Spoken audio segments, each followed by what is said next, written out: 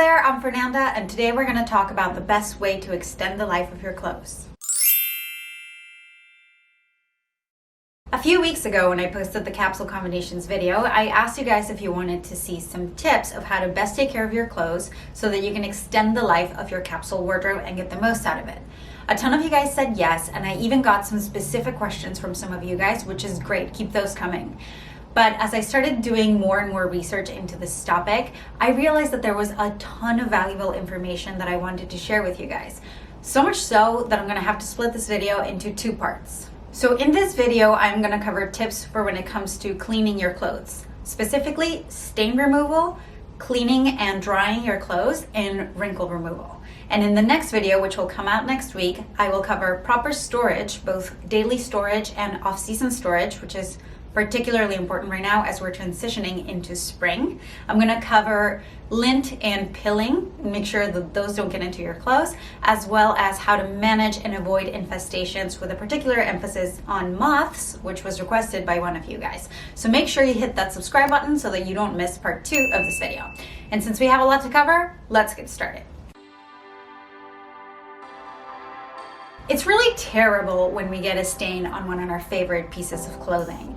And in my home, we get stains all the time, both from food and from pets and other mystery substances. And I have to tell you, I had to learn the hard way that most stains can be removed from fabric if you treat them properly. There are two basic concepts that you have to remember when it comes to treating stains. The first one is that what the stain is from will highly impact what you should use to remove it.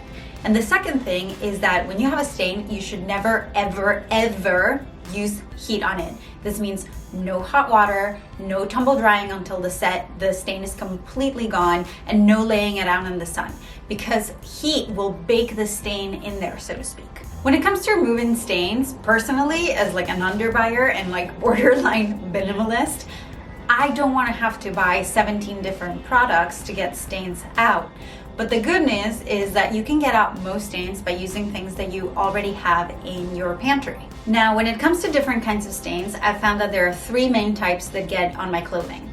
The first one is oils. This is pretty self-explanatory. It's oils that you cook with or oils from your moisturizer, and they give you that slightly darker hue to your clothing, but not exactly a tint.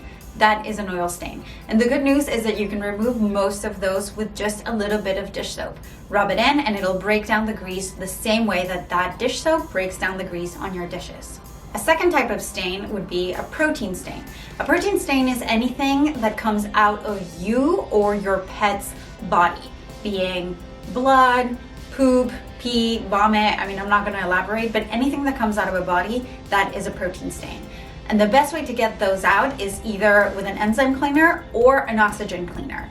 Personally, the only stain remover that I buy is OxiClean, which I will put an insert over here, because I find that it works the best on most stains without damaging the color. Other than that, enzyme cleaners, if you want to do the research on the particular fabric that you're trying to get clean, that is the way to go. And the third most common type of stain in my experience is food stains. I find that OxiClean also works really well to get these out, but if you have something very particular that you're trying to get out, my tip is to go onto Google and say type of food that you're trying to get out onto type of fabric that you're trying to clean. And a lot of stuff will come up that can be cleaned with probably stuff that you already have in your pantry. I've used vinegar to get raspberry out of a white t-shirt, a lot of the times lemon and baking soda. So just go to Google, do a little bit of research, and if you find 3 sources that say the same thing, you're probably good to go. Now, when it comes to washing your clothes, following the instructions on the care label is really the best way to go. I personally, because I have such a limited wardrobe, I don't separate between colors, because then I would be doing 3 small, tiny little loads, and I feel like it's a waste of water, and it doesn't make sense for me. So instead, I wash everything together in cold water in the most delicate cycle of the machine available.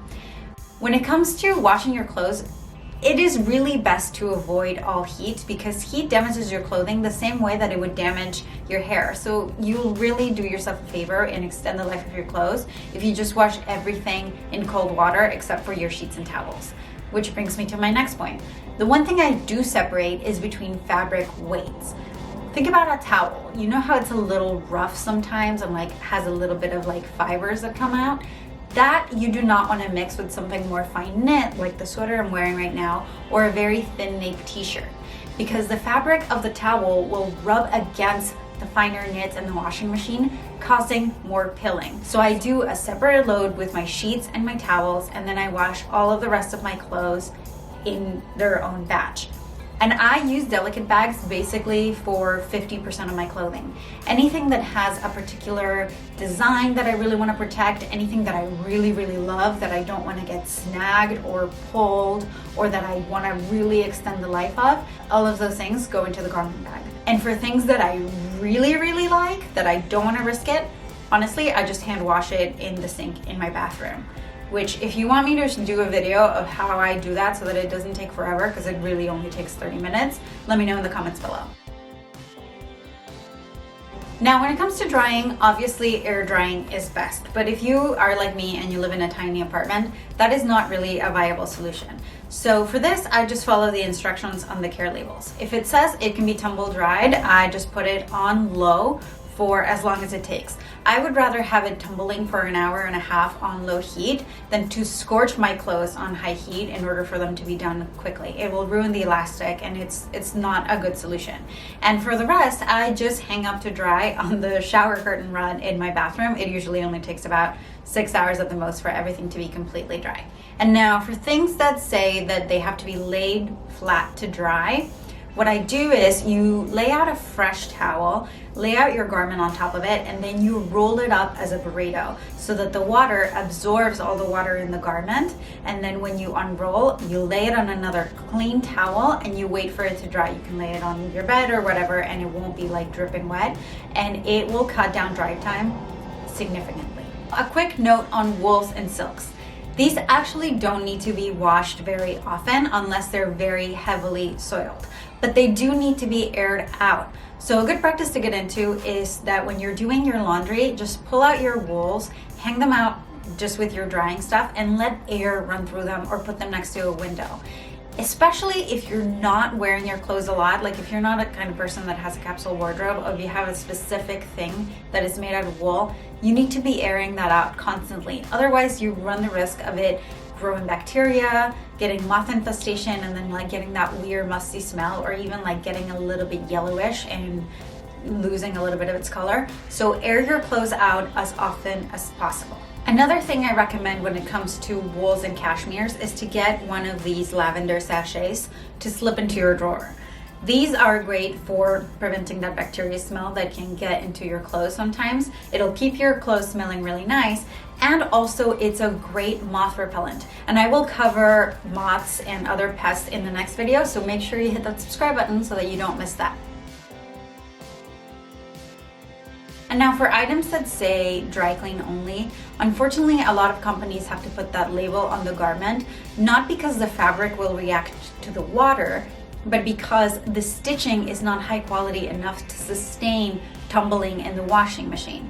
So Clean My Space has a great video on things you can hand wash instead of having to send them to the dry cleaners, and I highly recommend that you check that out because it has been a great resource to save my wallet from some dry cleaning bills. And it also saves the environment, which is double win. You can make your clothes look 100 times better if they are wrinkle-free. But I'm not gonna lie, I don't even own an iron. I don't have time to iron. I don't have an interest in ironing. I just feel like it's a waste of time. So I do have some tips for you guys. First of all, if you're hanging your stuff up to dry, just make sure that you fold it neatly after it's dry and you put it away. And if you're tumble drying it, just fold it immediately after they come out of the dryer to avoid wrinkles. Now, a lot of the times what causes wrinkles is not the washing and drying, but it's in the storage. If your clothes are overstuffed into a drawer, the pressure of the clothes together will cause them to wrinkle the most. So even if you go through all the trouble of ironing them, if you stuff them into an overstuffed cabinet, you're doing yourself a disservice and you're wrinkling all of that clothes. So make sure there's some extra room in your closet so that you prevent wrinkles that way. And if you do have a garment that has a lot of wrinkles that you need to get out, the best solution is honestly a steamer. When it comes to the best steaming tips, go really slow. If you go really fast, you're not letting the steam actually penetrate the fabric and release that wrinkle. So go very slow and start from low and move up higher.